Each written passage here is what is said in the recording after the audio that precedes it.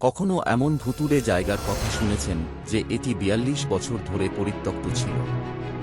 বেগুনকোদর, ভারতের পশ্চিমবঙ্গের একটি ছোট রেলওয়ে স্টেশনে স্বাগতম, যা দেশের অন্যতম ভুতুড়ে জায়গা হিসেবে পরিচিত।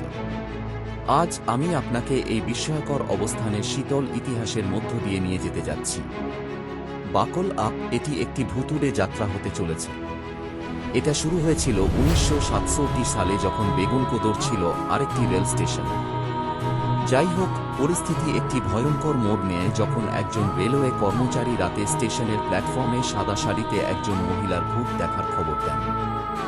গল্পটি দাবানলের মতো ছড়িয়ে পড়ে এবং শীঘ্রই আরও কিছু দেখার খবর পাওয়া যায়।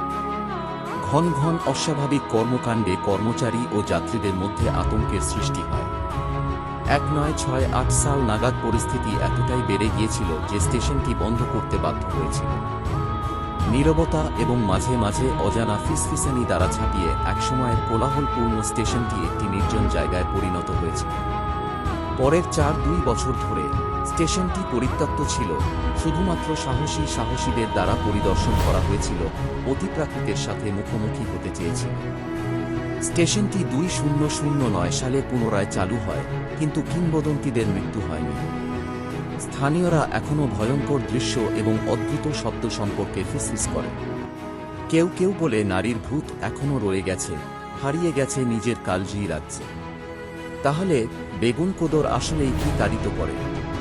এটা কি অতীতের একটি করুণ চিত্রের আত্মা, নাকি আমাদের নিজেদের ভয় ছায়ার মধ্যে প্রাণ শ্বাস নেয়? আপনি প্যারানর্মাল বা সংশয়বাদীতে বিশ্বাসী হন না কেন, বেগুনকোদর ভুতুড়ে স্টেশনের গল্পটি জানার পর্দার বাইরে থাকা রহস্যগুলির একটি আকর্ষণীয় আভাস। আমি আপনাকে দেখার সাহস করি, হয়তো আপনি কিছু দেখতে পাবেন।